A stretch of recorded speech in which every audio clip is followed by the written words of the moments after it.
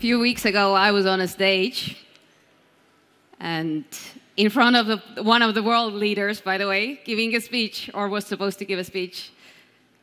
I stepped on the stage. It was so slippery that I fell in front of the president of Estonia, broke my finger. I still delivered the speech, but I do hope today we have less bones that broke on this stage. But yeah, I will start with a story. I will tell a story of a girl. So it is a rainy October afternoon in a small town in Estonia. It is 1999. A girl is yawning in the last class of the day, economics, and can't wait for this to end. She's 16 years old, and frankly, she doesn't really care that much about economics. Her thing is dancing. Today, the teacher is saying we're going to create a student company, and we are going to start by choosing the president. The girl volunteers to write down the votes just to pass time. 1, 2, 3. What happened? She was chosen to be the president. Now she's so excited. She has never imagined herself to be a president of anything, let alone a company. So what does this company do? After an extensive brainstorm in and out of the classroom, she has the idea to create fashionable traffic safety accessories. She rushes home to tell her parents. Her father looks at her, and for a moment she thinks, oh my God, this was the worst idea ever. But instead, her father tells her, what a great idea. Why don't you go to the patent office? She's excited. She doesn't know anything about patent office or what it even is, but she does know that her father believes that her idea is special. So it happened that that girl, at the age of 16, became the youngest inventor in Estonia and eventually selling millions of those reflectors all over Europe.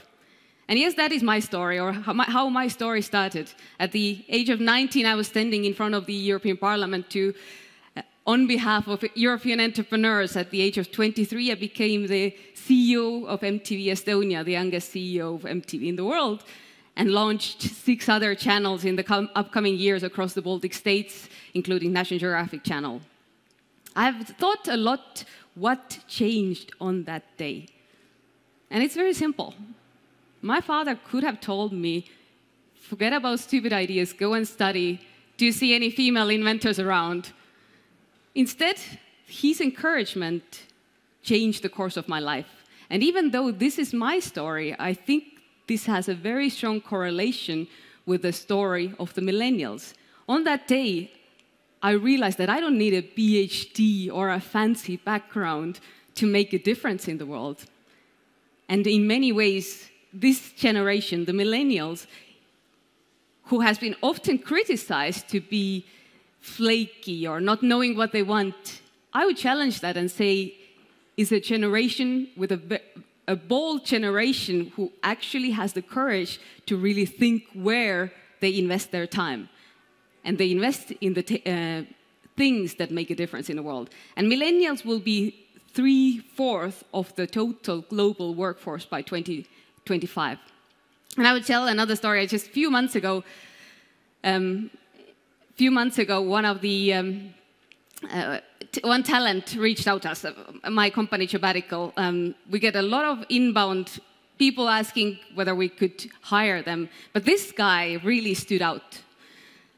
He was an analyst, and he said, I am so fascinated about the mission of your company that I'm ready to invest $50,000 of my own money in order to get hired. And I think this was a great symbol of the boldness and for something that we need to discover in order to understand how to leverage this kind of entrepreneurial generation. And there have been studies, so even when we look at the younger generation, Accenture did recently a study on college graduates in the United States. And they asked, what is the one most important thing for you when choosing your first job? And one would guess, especially in the United States, where the education is really expensive, you don't have any experience, you don't have, your CV is empty, that you would say money or something alike. But number one thing, 92% of the respondents said the most important thing when choosing the first job is that it has to make a difference. And not only are people looking to make a difference, but they are moving around more than ever before. According to William Swing, the Director General of International Organization of Migration, 1 out of 7 persons on the planet today is a migrant. We are living in the era of highest human mobility in the recorded history. So let's look at why is this even happening? What has changed? Let's look at the simple structure in our lives that has changed. Friendships. Friendships that used to be around our neighborhood, our shop, our grocery, our bar, our school. Friendships formed around our neighborhood. Today they have expanded across the borders. So my friend can be sitting in India, in the United States or Australia, but we are connected through our mutual interest. So in a way, our comfort zones have expanded into global ones because our people are everywhere, and we're more comfortable to be anywhere. So let's look at the numbers a bit. So where do the highly skilled migrants come from? So according to World Bank, let's look at the shift. In 2000, number one source for the highly skilled migrants was UK. In 2010, number one was India, second Philippines, and China. I'm very curious to see what the 2020 results will be. But the fact that people are moving is a great news for countries, because the battle for talent is emerging, and countries are seeing more and more of the impact of the talent shortage. So let's look at Japan, for example. Japan is in the worst situation in the world. So 86% of Japanese employers report that they have difficulties filling jobs. And just for you to understand what it actually means is that by 2030, every third person in Japan will be over 65 years old. So if people don't come in, who will be building that economy? And not only Japan, all the other countries are following. So no wonder that economist Michael Clemens has found that one simple policy could make the world twice as rich as it is: open borders. It was an idea around the movement of people that sparked the inspiration for the company that I'm building. It was in Silicon Valley when I asked myself, why is change happening here? Why aren't Google and other gigantic powerhouses emerging from anywhere else on the planet?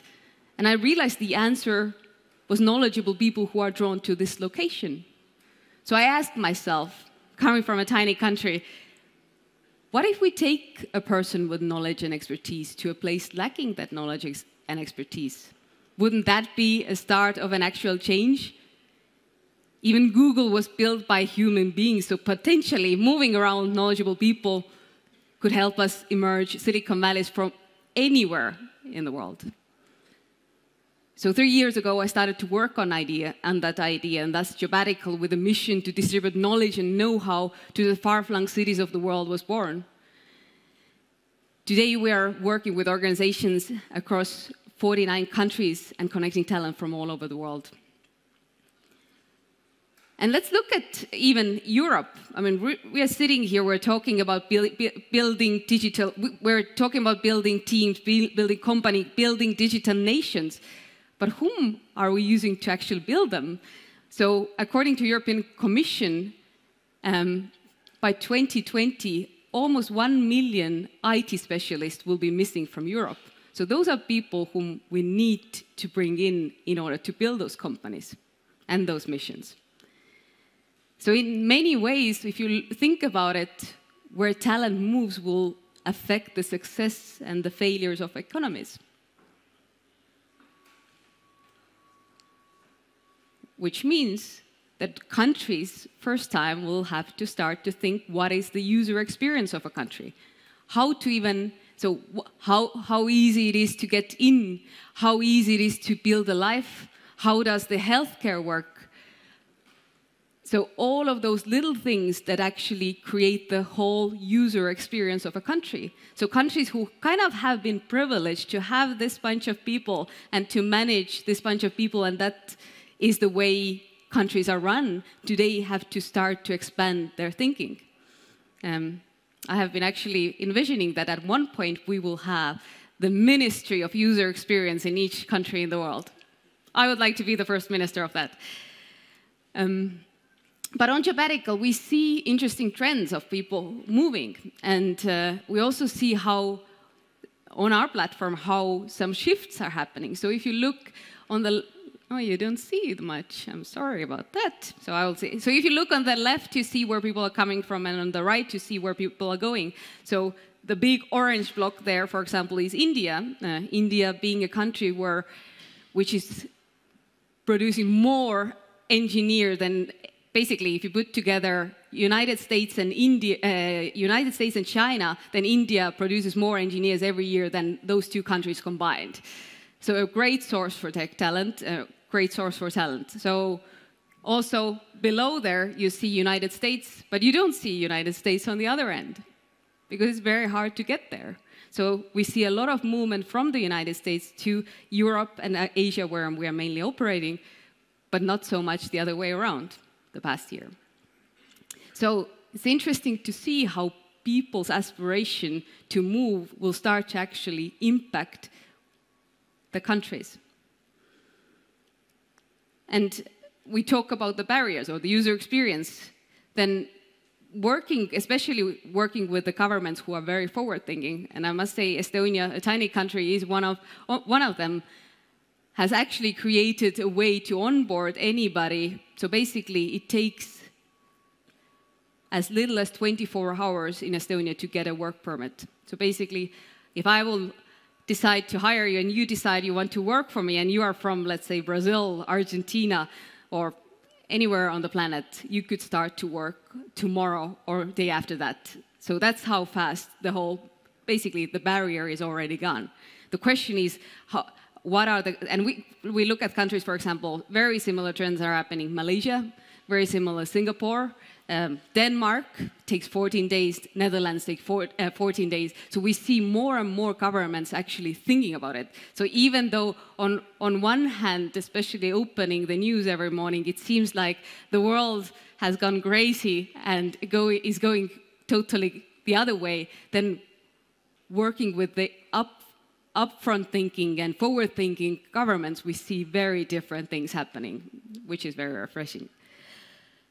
So recently I had a chat with TechCrunch, and I jokingly he said that the nation state has survived wars, plagues, and upheaval, but it won't survive the digital nomads. It's actually true. Again, talking about the same thing, that on one hand we are seeing an emerging workforce who is acting completely different. So we talk about people's mobility in general, but we talk about digital nomads who are not even, so there's no legal framework to even be a digital nomad. So there's no country in the world today that allows you to legally work, have a work permit as a digital nomad. Zero.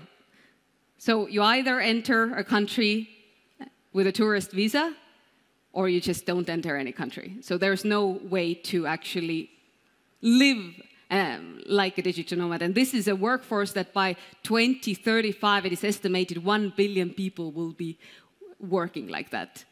So the question is, how are countries going to actually adapt to the changing workforce? And again, I will give an example of what we have done here. So Estonia is right now working on the first digital nomad visa, and how we actually, and we initiated that and helped them to understand what it actually means. And how we did that was to actually go to our platform, take our thousands of users and ask them how it should work. The people who are actually living that lifestyle. involved other communities similar to that. And right now, so basically, Estonia Digital Nomad Visa that is planned to be released beginning of next year will be formed by the global community of digital nomads. So every meeting that we have had with the government has involved also remote people being part of that meeting and contributing. So I think this is a great example how we can use the brain power of the communities and actually start to form and adapt the countries to the future, so to say. But yeah, we changed the countries, but another thing what we see as we are working on in the recruiting industry, so we get the barriers down and immigration gets simple, then we see that there's another barrier, especially we see that in Europe, a little bit less in Asia, and that is the comfort zone, the individual comfort zone of the team hiring. So what I mean is that it's almost like every team that we talk to is talking about hiring culture fit. But we would like to challenge that. So I think in our hiring processes, we should really look at, are we hiring the best people for our companies, or are we hiring the ones that are most comfortable? So it's really easy to hire somebody who is very agreeable to you, who is very similar to you, because you have a very positive exchange. But the question is, will that take your company further? Or will somebody who is actually coming with a very different background, who will challenge the status quo, who will help your company further? So in many ways, and this is something, honestly, being an entrepreneur who started at 16, I have done that mistake many times, and this is something that I constantly think. I'm writing notes to myself when I'm interviewing people. Today I have 42 people from 20 nationalities, and when I'm interviewing people, I'm asking myself, do I like that person because he or she is very similar thinking to me, or do I like the person because that person will bring something that we don't have, something that will help us further from where we are? So really thinking about bringing culture add versus culture fit. And I mean, we are all raving about the United States and Silicon Valley. I started with that when I talked about the story of my own company. But is Silicon Valley great because accidentally people like Steve Jobs were born there, or is it great because it's one of the most culturally diverse hubs in the world? So 74% of computer science workers aged 25 to 44 are foreign born. So people have come together with all those different backgrounds, are able to generate ideas that very similar people could not do. So when we are raving about Silicon Valley, let's look at why those things are happening there and how we could actually, in Europe, how we could learn from that.